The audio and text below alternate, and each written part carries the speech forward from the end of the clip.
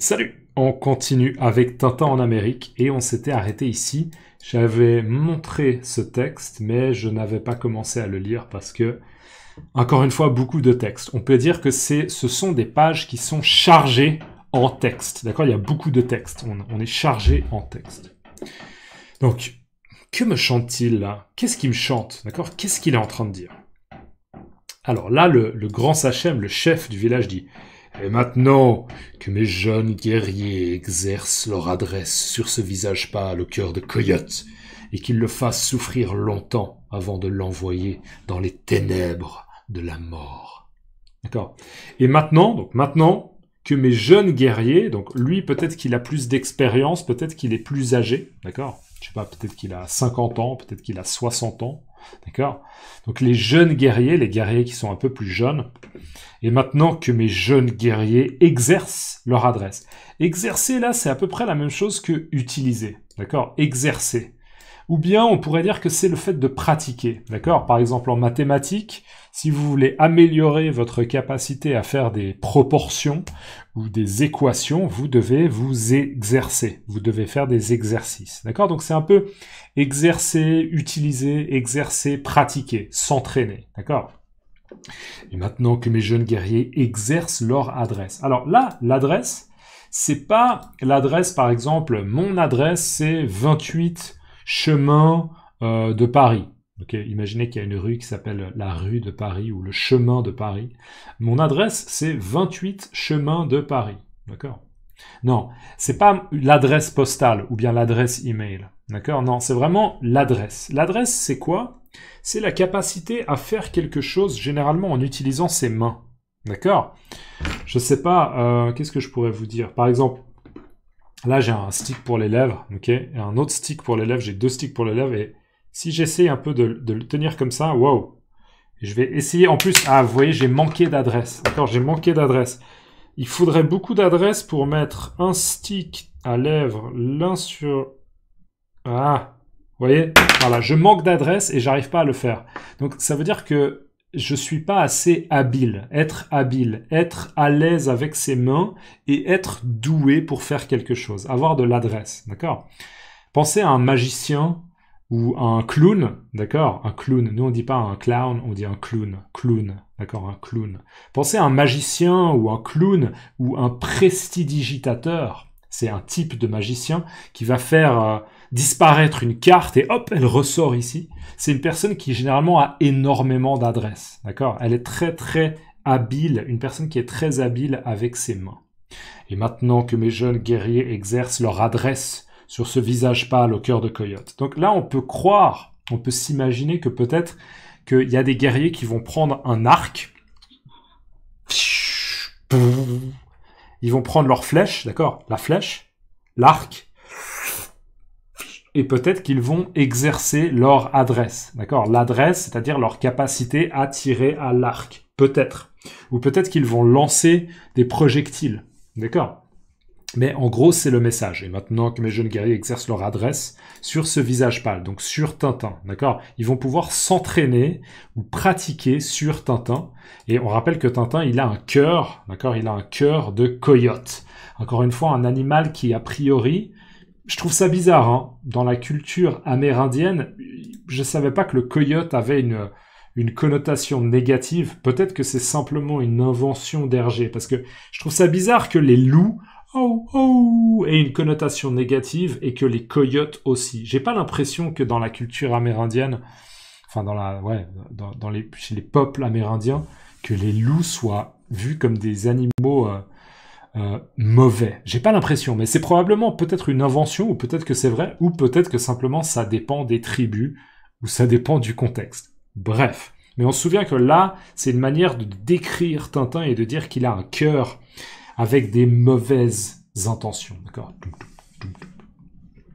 Et qu'il le fasse souffrir longtemps. Donc je vous rappelle, le fait de souffrir, c'est ressentir de la douleur et être un peu... imaginez, quelqu'un a un arc, il tire une flèche... Et moi, la flèche, elle arrive là. Je vais souffrir, d'accord? Je vais faire... Peut-être que je vais souffrir 3 minutes avant de mourir. Ok, souffrir, la souffrance. Donc, et qu'il le fasse souffrir. Donc, en fait, c'est une consigne. D'accord? C'est, je vous donne la consigne de le faire souffrir. D'accord? Et que mes guerriers, et que mes guerriers le fassent souffrir. D'accord? Je donne la consigne que mes guerriers fassent souffrir Tintin. Longtemps avant de l'envoyer dans les ténèbres de la mort. En gros, c'est longtemps avant de le tuer. D'accord?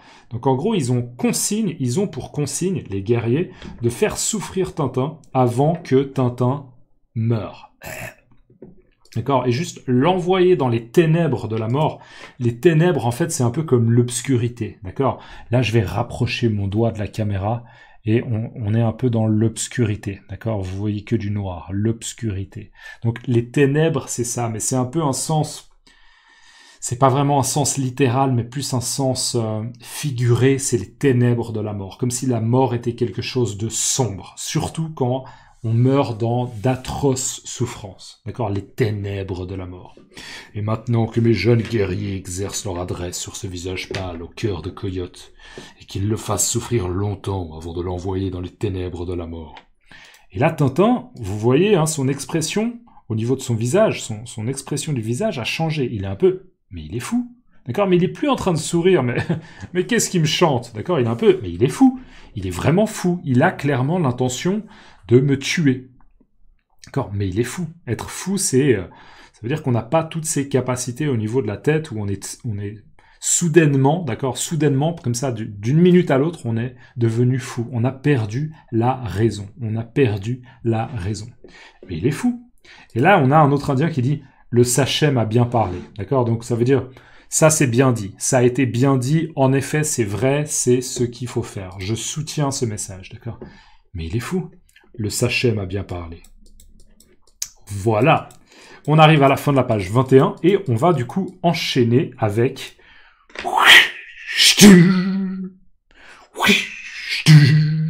Là, on a une hache. Je vous rappelle, une hache. J'ai pas dit une hache. D'accord? J'ai pas dit une hache. J'ai dit une hache. Une hache. D'accord? Une hache, c'est un hache aspiré. D'accord? On a une hache qui a été lancée. Visiblement, hein, clairement, le but c'était qu'elle arrive sur le visage de Tintin, sauf que la personne a visé un peu trop haut. D'accord? Si l'objectif c'était d'envoyer la hache sur le visage de Tintin, la hache est arrivée un peu trop haut. D'accord? Elle est arrivée sur le poteau, sur le haut du poteau, sur la partie supérieure du poteau. D'accord? Et on entend l'impact. D'accord? Là, alors c'est clac. Moi, je mettrais un peu...